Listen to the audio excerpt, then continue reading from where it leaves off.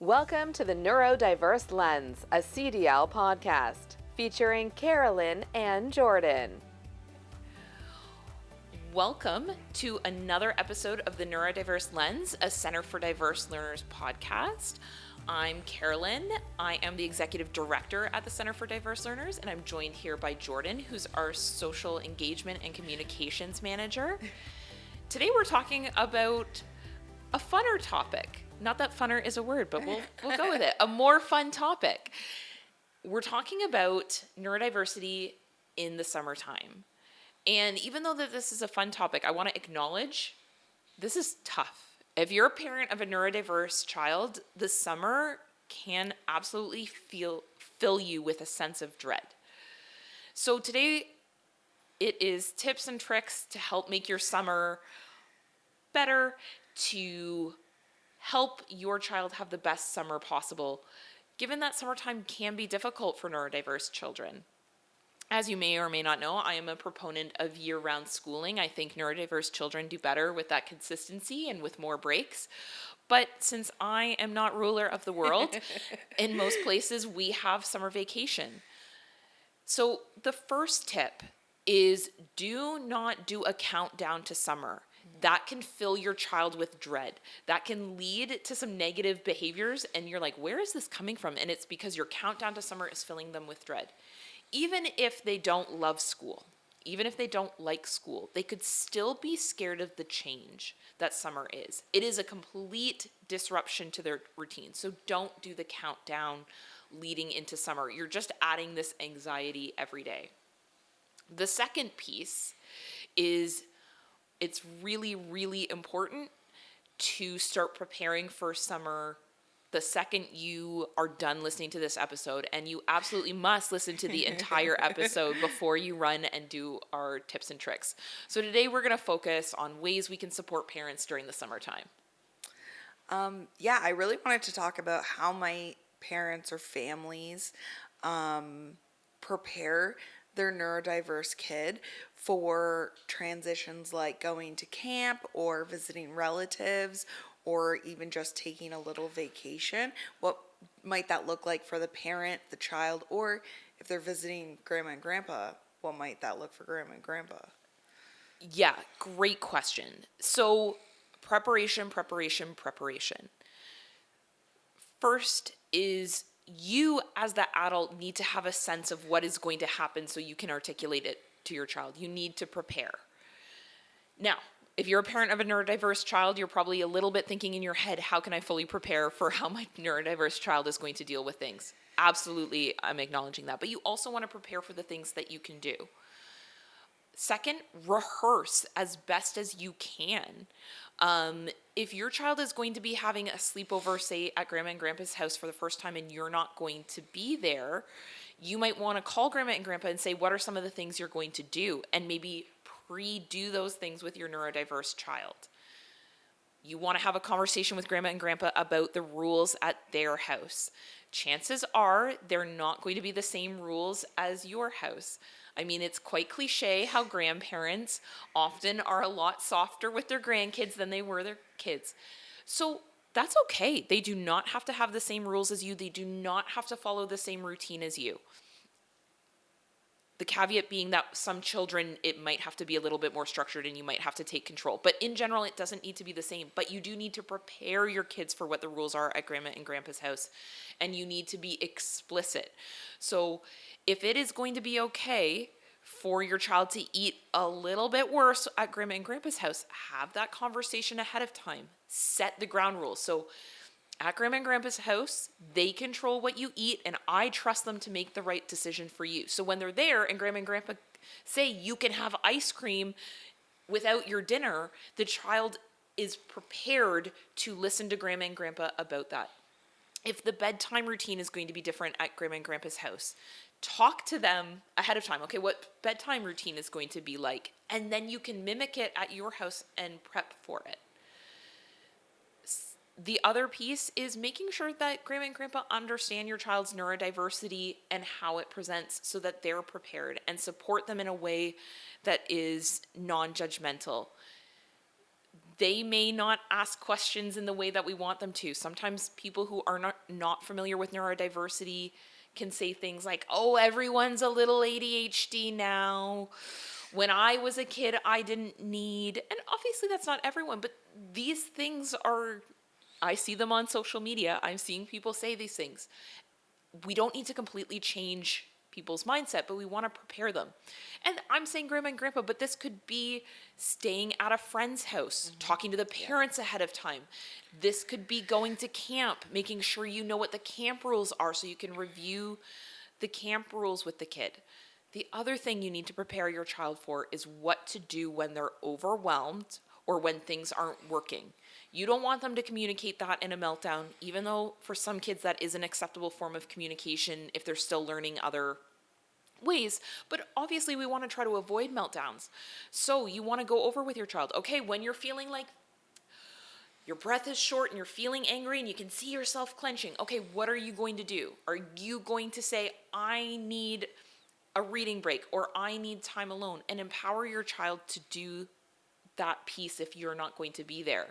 If it's things that where you're going to be there, you can review that stuff ahead of time. That prep, that ability for neurodiverse children to look ahead is really helpful.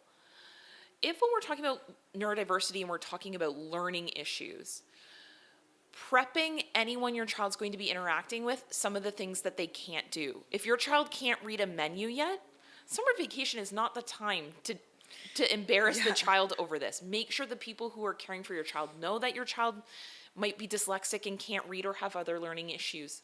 Make sure that they're aware so that your child isn't put in a really precarious situation. That's not the time to fix it.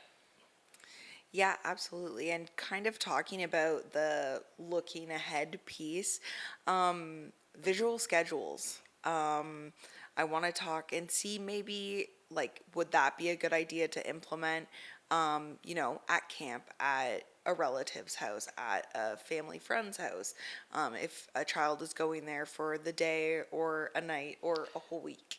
Yeah, so as you know, I'm a lover of a visual schedule. Being able to prepare and look ahead and do the emotional prep work themselves is really important to promoting positive behavior in children. So visual schedules were important. If you have a visual schedule you use at home that's specific, maybe you want your child to take that to the place and explain whomever is going to take care of them, how that's used. In a camp setting, obviously we don't want to want any kid to stand out, but you might want to share with them, hey, this will work for my kid and this will work for a lot of other kids here if they can have the visual schedule. Children are entitled to accommodations that they need. So if it's at camp, asking for something like a visual schedule is really, really helpful.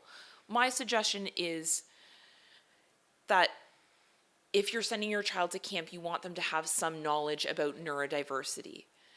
However, a big caveat, sometimes this is so hard to talk about because I also want to acknowledge the economic reality of summer camps in Canada, and that they can be very, very expensive, and you may not have as much choice of summer camp as someone else. You might not have that privilege. And so I don't want to shame any parent for not necessarily sending their kid to a neurodiversity camp or not being able to send their kid to camp. Maybe they're staying with a family friend down the street. I just want to make that clear that it would be great if more camps were neurodiverse inclusive and that if those camps could be fully funded. But obviously we work in a system where camps can be incredibly expensive, and we already know that neurodiverse families pay a lot for interventions. So that's just my little caveat on that, because I wouldn't want anyone watching to feel that feeling of I can't send my kid to camp. Yeah, I mean, I worked 5 summers in a row at summer camp. It can be very overwhelming for a lot of children and their parents, right? They're in a routine of going to school every single day. They know their teacher, they know their classmates, and camps can get a little wild. You have a new group of students every single week. Parents don't know these other kids. They don't know their parents. So having that, good first impression and good kind of send off with the counselor on day one. As a counselor and a camp director, I made sure to kind of, really talk with my counselors about that first Monday morning drop off is so important for the parents, and knowing that they are sending their child off to a trusted adult for that week. And even if it is just those 5 days or that child's going the entire summer, they have a familiar face that they are now passing off this information and passing off the most important thing in their life, which is their child. So, Yeah, which leads me into a really difficult question that we get asked that there is no right answer is how much information do you share on your child? This is a case by case basis. Mm-hmm. I think in a lot of times more information really helps. If someone really understands your child, knows what works best for them, they can be able to help them. But I also want to acknowledge that stigma still really exists with neurodiverse children, and that by sharing a bunch of information, you might make it so your child can't participate in a camp. So my advice for that is that you need to know what's right for your child and sharing what information. But you always want to share certain information that is safety related. For example, elopement. If your child elopes, absolutely anyone caring for your child needs to know that. That is key information that you cannot be leaving out, because if that child walks away, that's a really big safety hazard. And I think our job at CDL is to continue that advocacy work so that neurodiverse children aren't penalized when their parent shares information with different practitioners. Yeah, absolutely. I want to also kind of talk about how a parent or a grandparent or whoever's watching, the cousins, the grandkids, how to support multiple children when maybe one child is neurodiverse and, there are some others in that same group that might not have the same expectations or needs. Great question. So my answer is always universal design. What works for one child, what works for the neurodiverse child will work for the other children. A visual schedule works well for everyone. Having some structure to the day works well for everyone. Being explicit on what the rules are is really important. And you as a parent might be saying, like, the rules don't change over summer. I don't need to re-go over the rules. Yes, you do. The rules are different over summer. There is a difference, so you want to be doing that piece. And if the neurodiverse child has needs that differ from the other children, such as maybe more rest, or they need a sensory tool to help them calm, there's no reason the other children can't have access to that as well if that works. The main thing is creating an environment. I mean, if they're your own children and it's siblings, at home you've created an environment where these things are okay, but sometimes you've got other children as part. You want to be clear that these things are okay, and when they pop up and the child needs some accommodation or some support, the way you talk about it will influence the other children. If you're like, oh, okay, you need time. I see that your emotions are getting the best of you. I hear that you need to know exactly what we're doing today, and you're okay with that, then the other children will follow suit and be okay with that. They will mirror your reaction, but absolutely it is tough. Do you have any maybe practical tips for helping a child regulate in public or an unfamiliar environment? Co-regulation is key. So asking a child to regulate, asking anyone, to be honest, to regulate on their own when you're not doing the same thing can be really tough. Have you ever had a friend where you're really upset and you're telling them their problem and they're just throwing solutions at you and it's not working and it's not calming you down? It's because you're not co-regulating. Your friend is in solution mode and you need some regulation. So if your child is really emotionally dysregulated, pulling them to the side and doing co-breathing, which is just breathe with me. And not that this works 100% of the time. I'm always so hesitant when I give advice for neurodiverse parents that I want to acknowledge that sometimes you can do all the right things and it's not working in the moment and the child can still spiral. But what we do know does work, especially if it's practiced over time, so you might want to start practicing this now, is breathing together, doing what can be called box breathing. So that's breathing in, holding, breathing out, holding, and you're just doing it together. And to say to your child, because they probably in that moment really need to be heard, is, I really want to hear you. I see that you're upset, and I want to know all the reasons you're upset. I hear you. I see it. I got you. But what I need you to do is I need you to breathe with me for a minute so that I can hear what's upsetting you, and then you're just calm, and it can help them be calm. Knowing that if your child in public is dysregulated, it is so hard to be calm. You might be really faking it until you make it. Yeah. But that co-regulation, if your child is able to tolerate it, physical touch can be really important. If they're really, a hug can be very, very regulating. You also, if your child often does get dysregulated, ahead of time have a plan with your child. So let's say you're going to Canada's Wonderland, which is a place where lots of things could dysregulate your child. It's hot, those lines are long, there's teenagers, there's lots, right?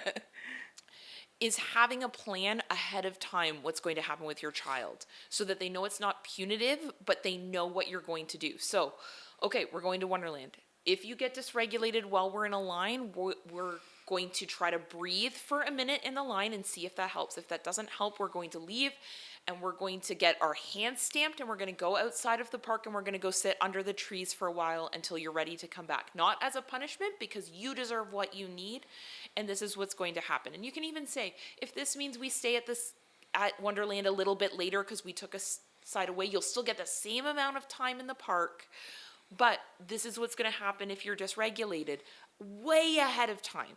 So you're not saying this while your kid's dysregulated. They're not going to hear you. This is the plan ahead of time. You also want to start building in your life moments where you're sharing with your child your own moments of dysregulation and what you're doing out loud, because everyone gets dysregulated, and sometimes we just keep it a secret inside, but it can be helpful to share that with a child. So maybe the first time you're in line, you can say, oh, you know what? I hate waiting in lines. It can be so frustrating. I just want to get on the ride. But you know what I'm going to tell myself? I'm going to enjoy this line, and it's really not that long. How long is 30 minutes in the course of a life? And you're talking them through the things you're thinking yourself, and you're kind of getting ahead of that so they have a model of what to do when they start thinking, oh, I hate waiting in this line. It is so hot. All of those pieces, they're working through that together with you. And again, it takes that punitive thing. Because if you've ever tried to take a dysregulated child out of a situation, if they feel that that's a punishment, you're not helping that regulation. Yeah. But if they already know this is what's going to happen, you're not going to be in trouble, this is what we're going to do. And it's going for the rules. For every child, not just neurodiverse children, the rules are different every place you go. As a parent, your rules at your home are not the same as in the middle of Canada's Wonderland. You want to be sure that you're having those conversations ahead of time of what are the rules of this place? What are some of the things we're going to do ahead of time? And so that your child knows what to expect in their behavior and what the consequences are going to be if they don't. Because some parts of neurodiversity are things that we want healthy consequences. We want natural consequences for our child. So let's say they run out of the line. You're waiting in line. This isn't an impulse control problem. They don't want to wait in the line, and they've ran out of the line. Well, then we've now got to go to the back of the line, and they work through that natural consequence. You don't want that to be moment to moment. You want to be having those conversations ahead of time. And in the summertime with, all the different activities, summer camp, visits, there's a lot of pressure on parents and caregivers to be constantly, quote unquote, on. So how could a parent or a caregiver give themselves permission to maybe slow down or say no in certain situations? The first thing I'd want every parent to do is think back to their childhood summers. Was every single day perfect? Or did your dad get really, really lost and then you got car sick in the car and it was a whole thing one day? I feel that in the social media age, we put this pressure on ourselves for every day to be magical. The summer's not going to be every day magical. So that's the first one, is taking that away from yourself. The second is being realistic on what your own needs are going to be. What are you going to need? I keep going back to the Wonderland example, but it's just an example that people who live in our area understand that park. I think everyone's been there. Is, okay, what are you going to need to get through that day? Are you going to need to have a quiet lunch? Are you going to need, to put devices in your kid's hand and have them watch a movie over lunchtime so you can have a quiet lunch where they're watching a movie and you're, relaxing under the tree? I would really suggest, if it's going to be a high intensity day, of leaving the park anywhere. If this is a water park, or getting out to the parking lot, having that self-regulation, knowing yourself and knowing what you need. And then, we just talked about, okay, have a plan. What are you going to do when your child gets dysregulated? What are you going to do when you're dysregulated? Yeah. What is your plan for that? Are you doing this solo, or are you going with your best friend and their kids? And then maybe you can have pass it off, like you're primary right now and I'm kind of just making sure no one dies, and then you switch. Okay, I'm now the primary parent, you make sure no one dies. And so that you're not quote unquote the parent the entire day. If you're going with your partner, having that conversation, because being on for 12 hours a day is exhausting. You may have a rule. We can go to whatever place, but on the ride home, we've got to have a quiet ride home. And if you need to use devices, music, to have that, to give that to yourself. But we often plan for the kids and not ourselves, but it's the same thing we should be doing for ourselves. Yeah, absolutely. I know, just thinking back to the summers when I was a camp counselor, I had a perfect routine. I'd come home from work and you're on for 8 hours straight with those kids. And it was the most rewarding summers that I've experienced, but I would come home and I would go to one of our co-counselors' house who had a pool, and we would both sit in the pool on a floaty, obviously weather permitting, and we would just float. We wouldn't talk to each other, but we would just be in the water. And I know it's different. I am not a parent, but after caring for, 8 to 10 kids in a group for 8 hours straight, I definitely had that plan in place every single day of, I'm going to go home and I'm going to go in the pool and I'm just going to float around for 2 hours and not talk to anyone. And I'm sure at 2 p.m. when the kids are rangy-tangy, your knowledge that, okay, in a couple hours I'm going to get to be in the pool will really, really help that piece. Yeah, exactly. Do you have any advice for parents who are trying to care for their child's mental health while, managing their own exhaustion that usually does happen in the summertime for parents? Yeah, I think it's really similar to everything we've been talking about, which is knowing what you need, taking what you need, and then modeling that for your child. You taking care of your mental health will lead to your child having better mental health, because especially if you're talking about what they should do and what's going on in your head, they're able to learn from you and replicate. And the other piece to protect your mental health over the summer is being realistic. For some families, you might not be able to do an entire day somewhere, like let's say a water park. You might have to, if you have a neurodiverse child, go for half days to protect your own mental health. The other piece is, don't be afraid to ask for support from your community. One of the things that does sometimes happen to parents of neurodiverse children is, unfortunately, sometimes neurodiverse children don't have friends in the summer, which means that anytime you're not working, your child is with you, and that can become really hard on both of your mental health. It's why at CDL we do Friendship Club in the summer on Tuesday evenings, so that children have a place to go and that you as a parent have that break. Know yourself and take what you need. I really think sometimes neurodiverse parents are so on the front line every single second that they're afraid to not be on the front line and afraid to take care of themselves. But they deserve it. You deserve good mental health. And your child will benefit from it. And you need to know who your allies are to achieve that. People in the family you can rely on, your friends who can support you. Yeah, I speaking about our friendship club that we run in the summertime, we had a lot of kids last summer who, their parents come at the same time to pick them up at the end of the session.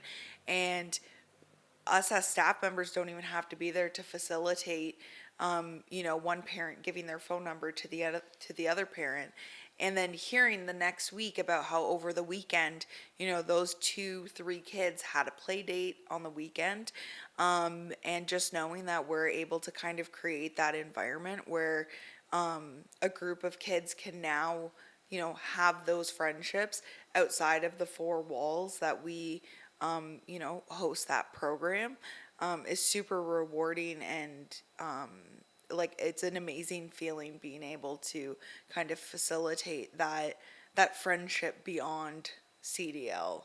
So, do you have anything that you would say to a parent or a caregiver that might feel guilty that they're not doing enough to kind of create the perfect summer? I know you have brought up social media and, all of the family vloggers and influencers that you might see online creating this perfect summer.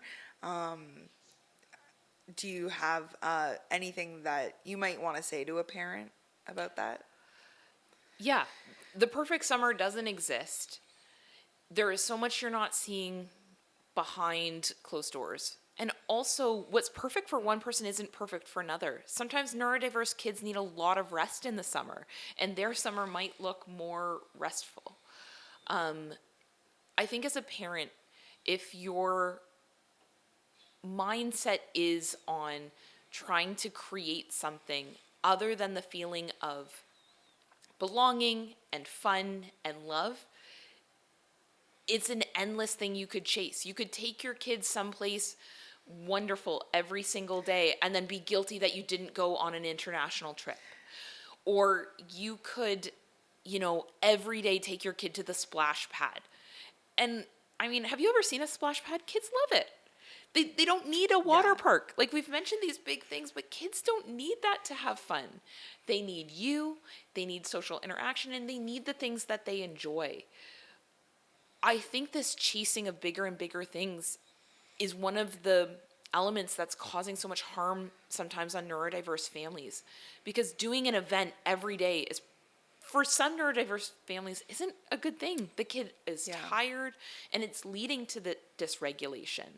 I mean, when I think of a perfect summer, I think of a book and a chair, and all of these things can be special. And I think it can be special in lots of different ways.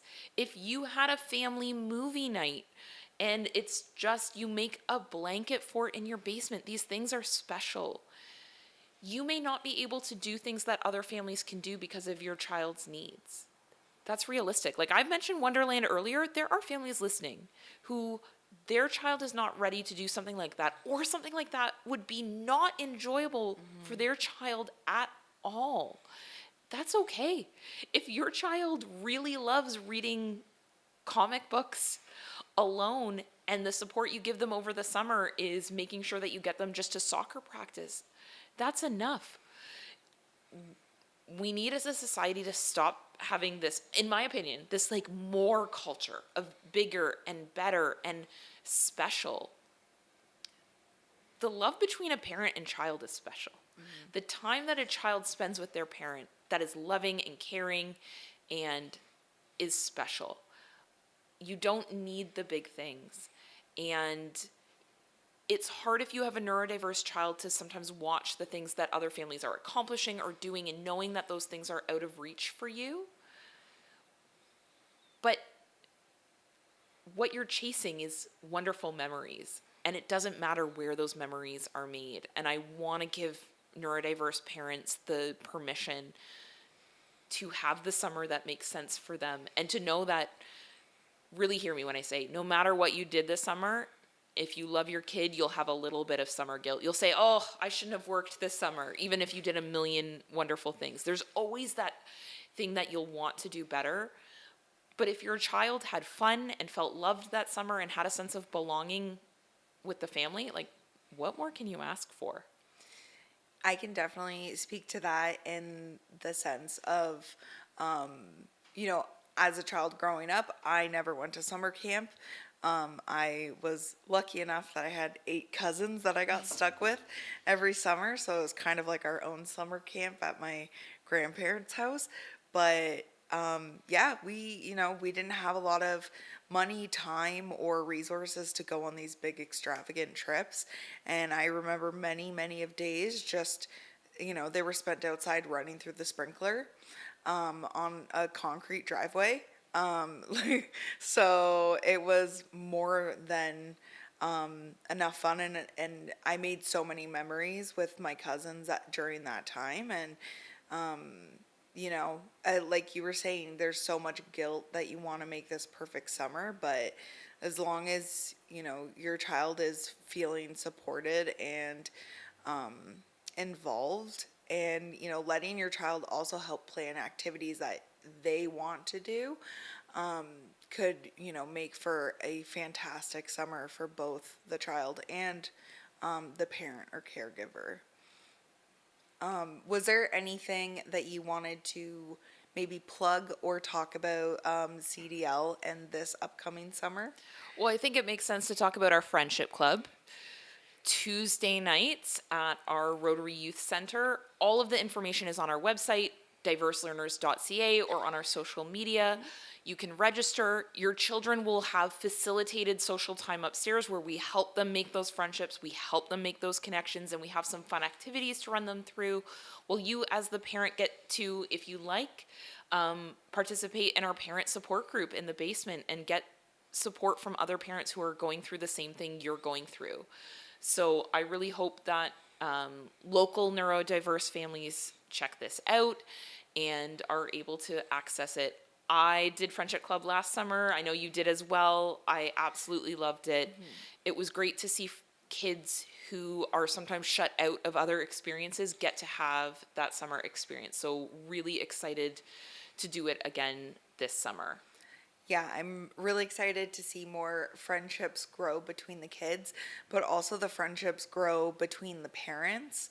I feel like a lot of parents that book resource calls with us, which are also free and on our website, struggle because they don't have those supports in their own life. So I'm really hoping to build those friendships up between the parents as well. But yeah. And I don't often like to do this because I want our podcast to have the feeling of being a resource for families.